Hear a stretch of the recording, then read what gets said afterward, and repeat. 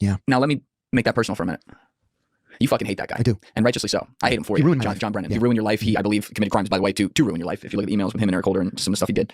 It's a guy who runs out and says, yeah, we shouldn't torture people when he wrote the fucking torture. He was the godfather He's of the torture program. Yeah. Is there a part of you that would just love vengeance there? Oh, yeah. I would love to see John Brennan go to prison. Even if it was just for a day or a week. Just to be dragged down into the muck like he did to me and to Jeffrey Sterling and to Ed Snowden and so many of the rest of us. On the other hand, I believe in Robert Jackson and what he said. And I think that's what makes America great. Yes. That's what makes us the greatest country in the world, is we're governed by the rule of law.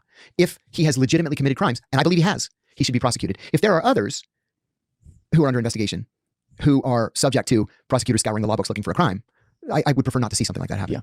Yeah, it feels very scaring me a little bit. Yeah. The vitriol and anger, and it's human. I asked a friend of mine, I have a friend at the Justice Department who's not working on the Brennan case, but who, has friends and colleagues who are. And I said, why hasn't Brennan been charged yet? I mean, they charged Comey with some silly crime that's probably going to get thrown out. Why haven't they charged Brennan? And he said, because they want to get that one right.